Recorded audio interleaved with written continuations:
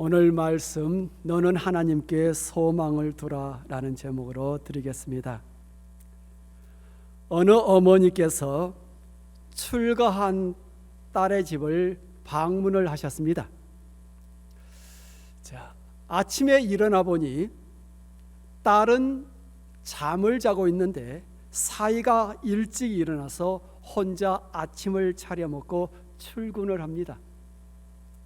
그러자 어머니가 자기 딸을 극진히 생각해주고 아끼는 사위를 보고서 참으로 대견하다라고 생각을 했습니다.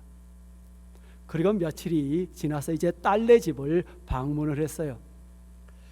아침에 일어나 보니 며느리는 자고 있는데 아들이 일찍이 일어나서 아침을 차려 먹고 출근을 하는 겁니다. 그런데 며칠 전과는 달리 그 어머니께서 자기 아들이 너무나 측은하게 여겨져서 여전히 침대에서 잠을 자고 있는 며느리가 너무 괘씸하게 느껴졌습니다. 만약 여러분께서 그 어머니라고 가정을 하신다면 아내는 여전히 꿈속을 헤매고 있는데 혼자 아침에 일찍이 일어나 음식을 차려 먹고 출근하는 사위를 보고 그를 칭찬을 하겠습니까? 만약에 여러분이 그 어머니라고 한다면, 반대로 만약 여러분들의 아들이 혼자 아침을 차려 먹고 출근을 하는데 며느리는 여전히 침대에서 꿀잠을 주무시고 계셔요. 그럴 때 그 며느리를 여러분 칭찬을 하겠습니까? 여러분이 그 어머니라면 어떻게 하시겠어요?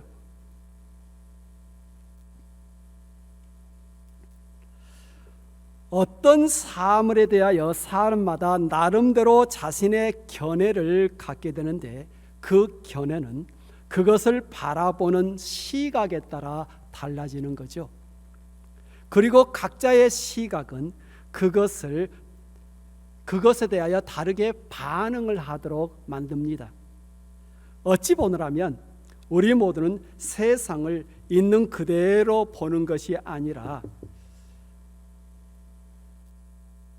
자기 자신의 시각으로 바라보고 있는 세상을 보고 있는지 모릅니다.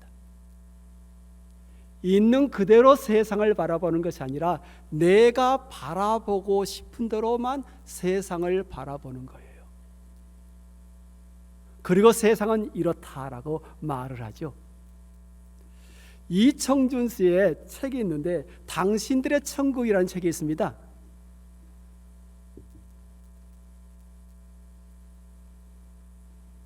천국은 천국인데 각자 다른 천국을 생각을 하고 살아요.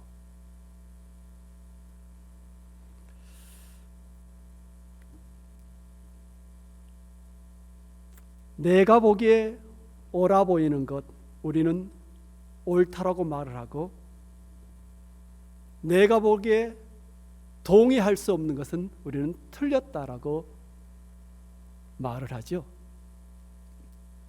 물론 각자의 시각과 생각이 다르다는 것 결코 틀린 게 아니죠. 그래서 자기 자신의 시각과 다른 시각을 우리는 배제해서는 아니 되는 이유이기도 하는 거죠. 모두가 다 똑같은 시각을 가지고 세상을 보고 살아갈 수는 없는 거니까. 저 사람은 나와 다른 시각을 가지고 세상을 보고 살아가나 보다. 이러한 배려심이 필요한 거죠. 자, 서두에 언급했던 이야기로 다시 돌아가 봅니다. 참으로 대견스럽게 보인 사위, 너무나도 측은하게 보이는 아들, 남편의 사랑을 한 몸에 받고 있는 기특한 딸, 게을러 빠진 괘씸한 며느리, 왜 그러한 생각의 차이가 나타난 것일까요? 그것은 바로 자기 입장에서 보고 생각하기 때문이죠. 그래서 사위가 집안일을 하는 것은 기특한 일이지만 자기 아들이 집안일을 하는 건 도저히 못 봐줄 일로 보이는 거죠.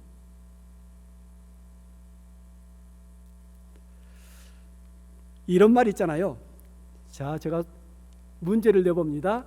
가로 안에 무슨 말이 들어가야 돼요? 딸이 딸을 낳으면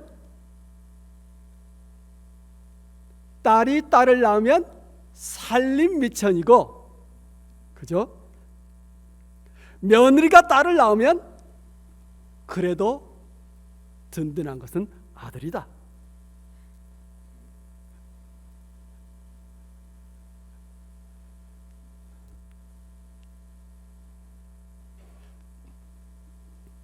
딸내 시어머니가 찾아오실 땐 어린이 참 주책 없는 행동을 하신다. 그렇게 생각을 하지만 자기 자신이 아들 집에 찾아가는 것은 지극히 당연한 일이죠.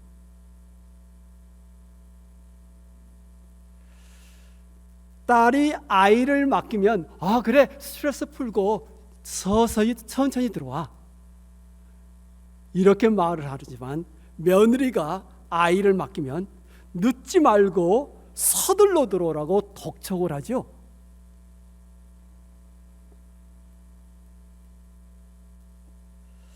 자, 비슷한 상황에서 왜 그토록 다른 행동을 보이는 것일까요?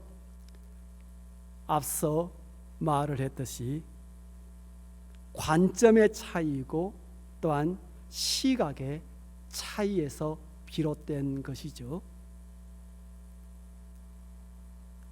지난 주일 사람아, 이 뼈들이 살 수 있겠느냐라는 제목으로 말씀을 드리면서 헬라어 안드로포스라는 이 단어는 사람이란 뜻인데 본래 의미는 위를 바라보는 존재라고 말씀을 드렸습니다.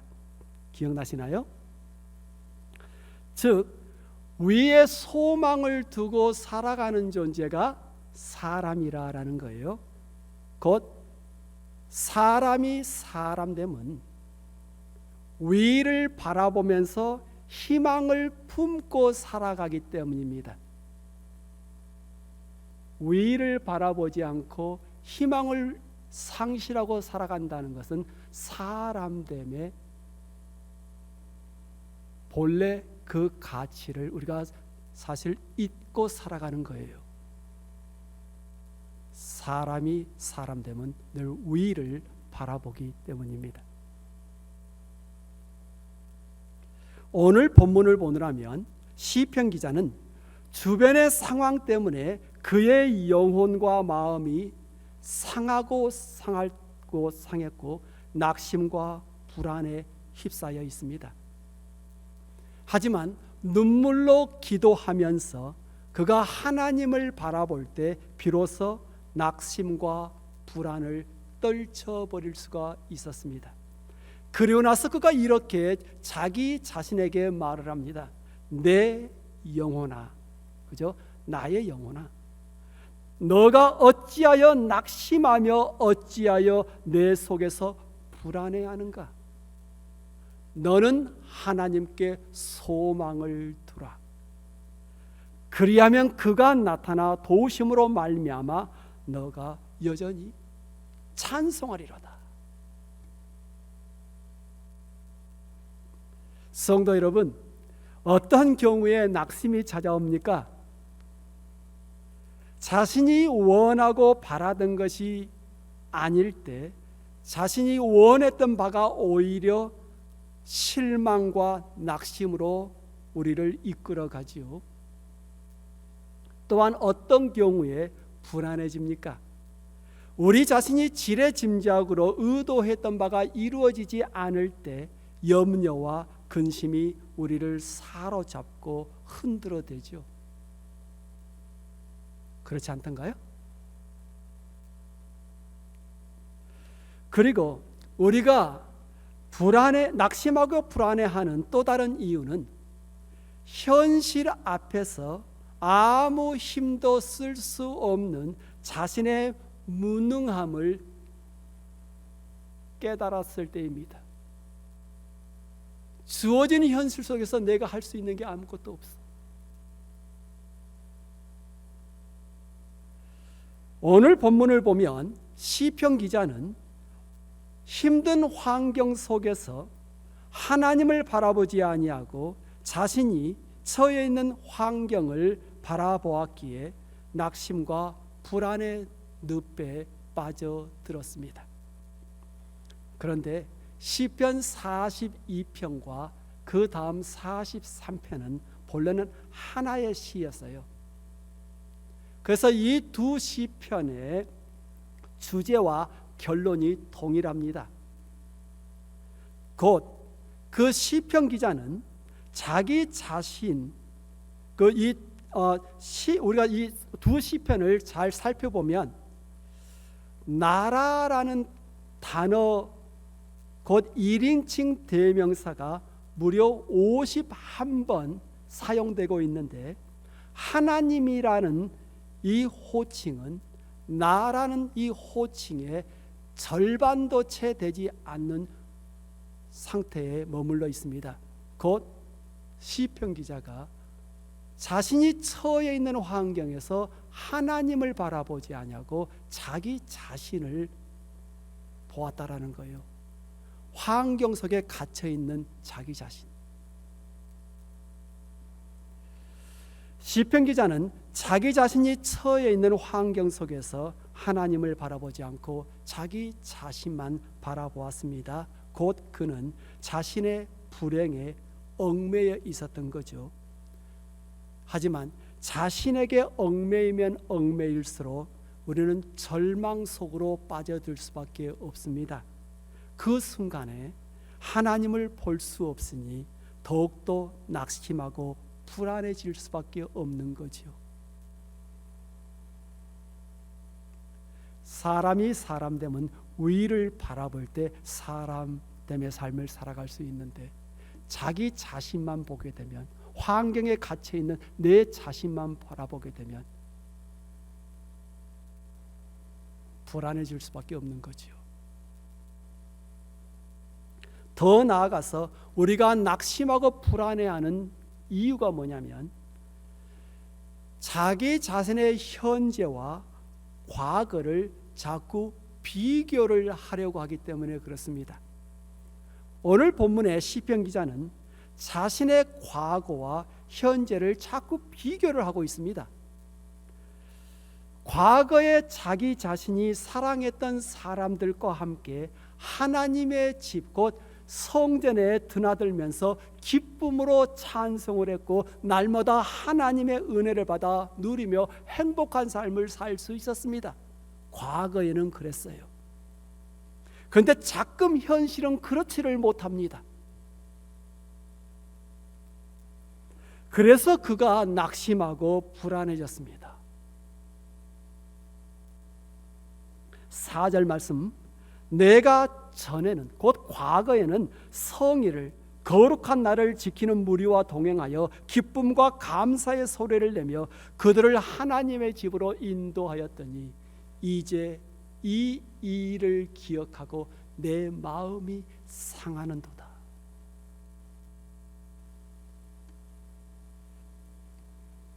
물론 시편 기자만 낙심하고 불안했다는 것은 아닐 겁니다. 시시때때로 저도 불안해지고 낙심에 떨어지기도 하고 아마 여러분도 그러할 겁니다. 곧 우리 모두가 그러한 상황을 맞이하곤 할 겁니다. 그렇다면 그러한 순간에 우리가 마땅히 해야 될 일은 무엇일까요? 불안해지고 낙심에 빠져들 때 우리가 마땅히 어떻게 해야 할까요? 라는 질문이죠. 해답은 오늘 본문에서 찾아볼 수 있습니다. 우리가 하나님께 소망을 두는 거죠. 하나님께 소망을 둘 수 있게 되는 것은 우리가 하나님을 바라보기 때문이겠지요. 그래서 우리는 스스로에게 이렇게 외치고 외쳐줘야 될 필요가 있습니다. 내 영혼아, 너가 어찌하여 낭망하며 어찌하여 내 속에서 불안해하여 하는고. 너는 하나님을 바라라. 그 얼굴의 도우심으로 인하여 내가 오히려 찬송하리로다. 너는 하나님을 바라라. 하나님을 바라보아라. 선지자 이사야의 말입니다.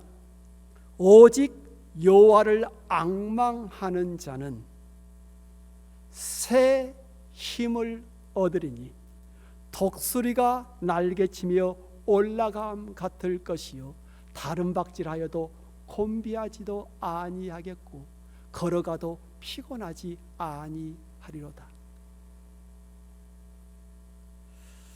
오직 여호와를 앙망하는 자는 곧 하나님을 바라보는 자이겠지요. 하나님을 바라보는 자는 하나님께 소망을 찾는 자이겠지요. 여호와를 앙망하는 자, 하나님을 바라보는 자, 하나님께 소망을 두는 자에게 하나님께서 무엇을 주신다고요? 새 힘을 주신다 그럽니다. 새 힘. 여기서 우리가 주의해야 될 단어가 뭐냐면 하나님이 주시는 힘은 우리 자신의 힘이 아니라 새 힘입니다. 새 힘. 전에 우리가 가져보지 못했던 힘. 삶을 살아가다 보면 스스로 해결할 수 있는 일보다 할 수 없는 일이 훨씬 더 많아 보입니다. 제가 보기에는 그런 것 같아요. 내가 할 수 있는 일보다 내가 할 수 없는 일이 훨씬 더 많은 것 같아요.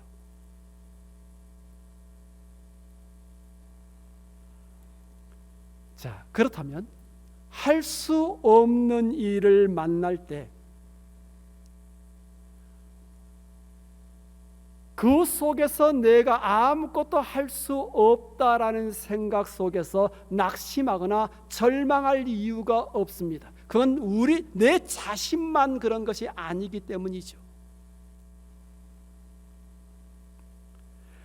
할 수 없는 일을 만날 때 우리는 하나님을 바라보고 하나님께 소망을 두어야 합니다. 그러면 하나님께서 우리에게 새 힘을, 하나님의 힘을 공급해 주실 겁니다. 그래서 하나님께서 주시는 새 힘을 가지고 삶을 살아가노라면 거센 폭풍과 비바람 앞에서 우리는 두려워 떨거나 숨지 않을 겁니다.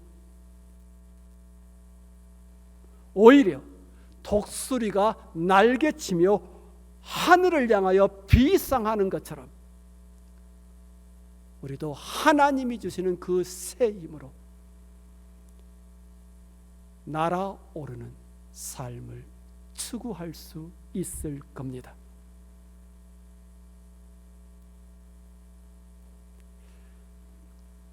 사도 바울께서도 복음을 전하시다가 너무나 많은 고난을 받아 살 소망까지 끊어지고 사형 선고를 받은 자 같이 되었다고 그럽니다. 아니 그토록 믿음의 사람도 그러한 상황에 줄고 빠졌다라는 거예요. 그런데 그 모든 것은 하나님을 바라보고 의지하라라는 하나님의 뜻임을 기억하고서 고난 가운데서도 자신과 함께 하시는 하나님을, 그 주님을 그가 바라보았습니다. 그리고 그가 이렇게 외치잖아요. 찬송하리로다. 모든 환난 중에서 우리를 위로하사 우리로 하여금 하나님께 받은 위로로서 모든 환난 중에 있는 자들을 능히 위로하게 하시는 이시로다. 내가 이런 고난 속에 빠져든 것은 하나님이 나를 징계하기 위함이 아니라 이런 동일한 고난 속에 수많은 사람들이 삶을 살아가는데 나의 이 경험이 그들에게 위로가 되도록 하기 위함이다. 이런 고난 가운데서 내가 인내하며 승리하는 삶을 다른 사람들이 봄으로써 그들도 그와 같은 고난 중에서 능히 승리하는 삶을 살아갈 수 있도록 하기 위함이다. 사도 바울은 그렇게 이야기를 합니다.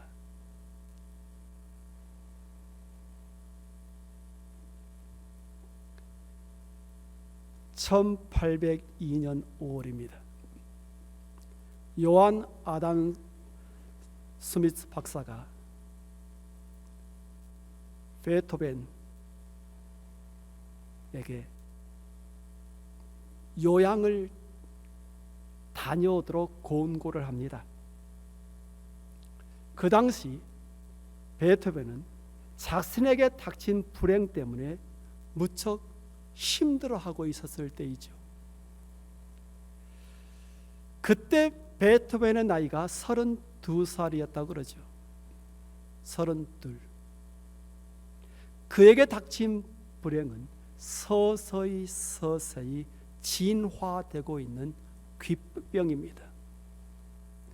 소리가 안 들려오는 거예요. 음악을 하는 사람에게, 소리를 만드는 사람에게 소리가 안 들린다는 거 한번 상상을 해보시길 바랍니다.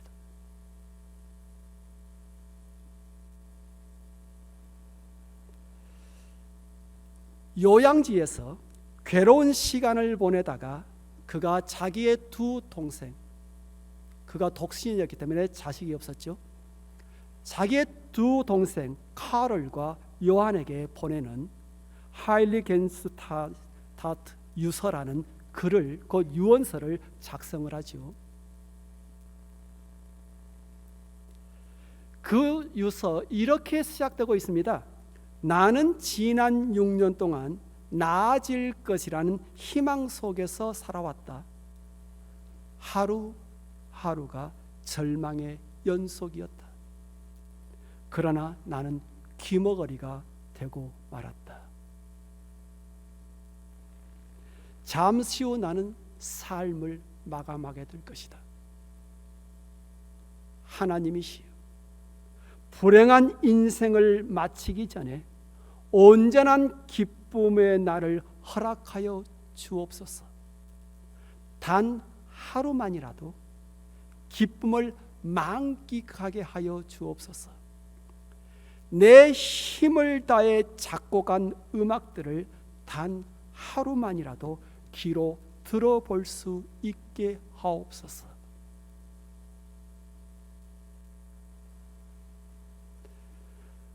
그런데 그가 유서를 계속 써 내려가면서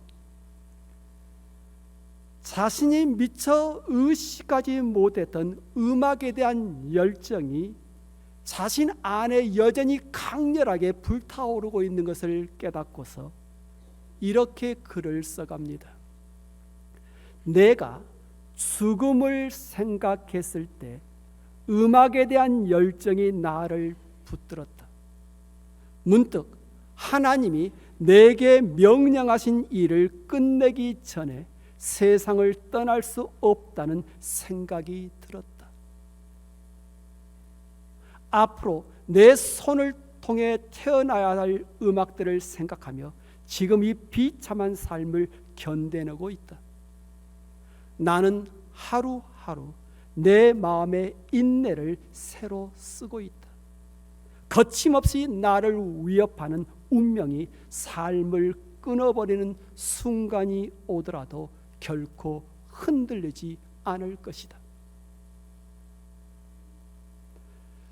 사람들은 언젠가 깨닫게 될 것이다.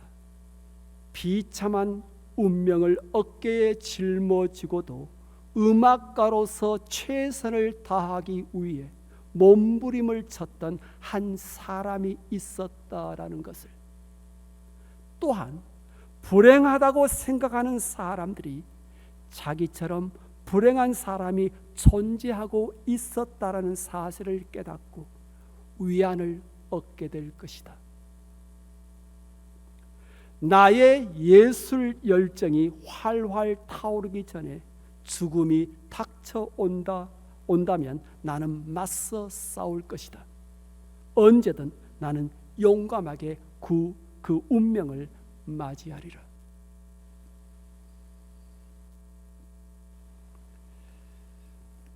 신께서, 곧 하나님께서 자신에게 허락하신 음악적 재능을 충분히 발휘하기 전에는 결코 죽을 수 없다는 각오로 고통 가운데 작곡한 수많은 주옥과 같은 음악들이 탄생을 하게 되죠. 사실 그가 32세 이전에 썼던 음악들보다 그가 귀머거리가 돼서 완전히 귀머거리가 되었던 그 당시에 썼던 음악들이 사람들의 심금을 울려주죠.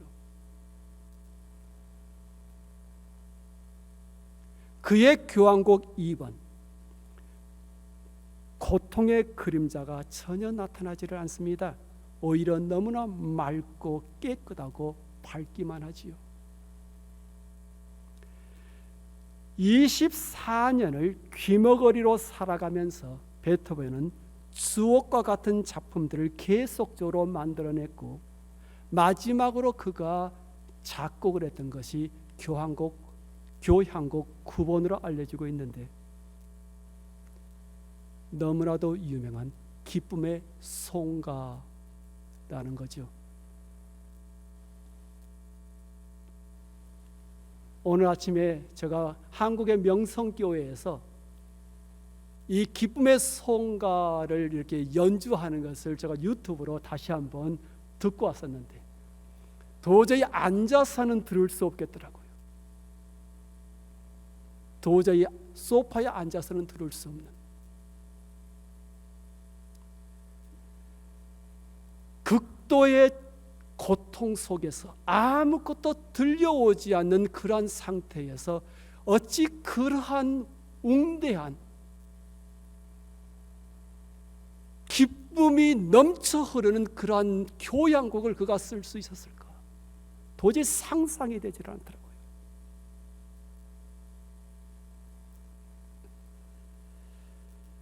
이 곡이 처음 청중들에게 연주되었을 때 모두가 일어나 열렬한 환호의 박수를 보냈다고 하는데, 정작 베토벤 자신은 그 환호 소리를 듣지 못했다고 하지요. 귀로는 어떤 소리도 들을 수 없었으니까. 하지만 그의 깊은 곳에서 우러나오는 소리는 그가 뚜렷이 들을 수 있었고, 그 소리를 악보에 옮겨 놓았는데 그게 바로 기쁨의 송가라는 교향곡 9번이죠. 댁에 돌아가실 때 한번 유튜브로 들으면서 댁으로 돌아가 보시기를 바랍니다.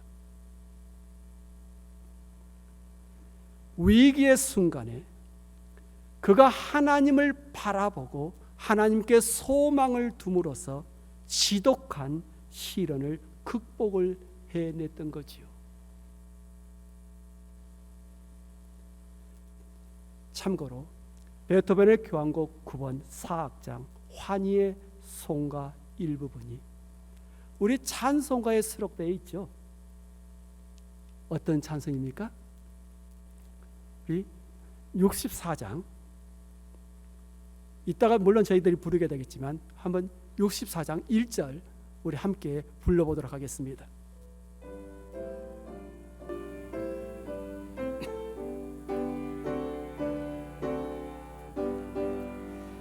기뻐하며 경배하세 영광의 주 하나님, 주 앞에서 우리 마음 피어나는 꽃 같아 죄와 슬픔 사라지고 의심 고름 거치니 변함없는 기쁨의 주 밝은 빛을 주시네.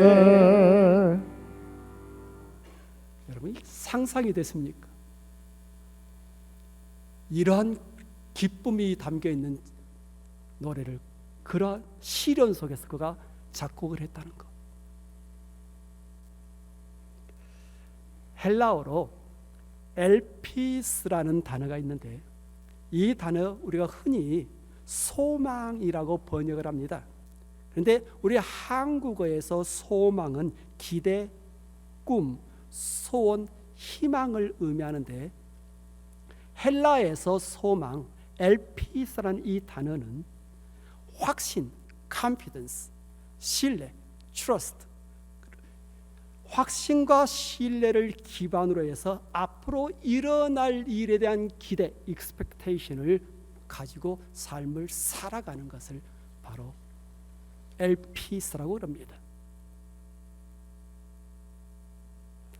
혹시 삶의 여정에서 내일의 소망을 잃어버린 채 절망 속에서 두려워하고 있습니까?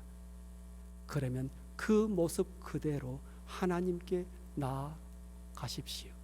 연약함 가운데 하나님을 바라보십시오.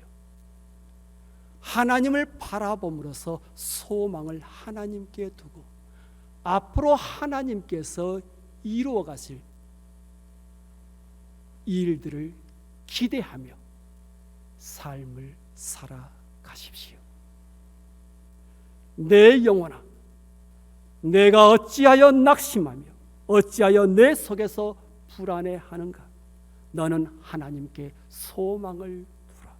그가 나타나 도우심으로 말미암아 내가 여전히 찬송하리로다. 함께 기도합니다. 주 하나님,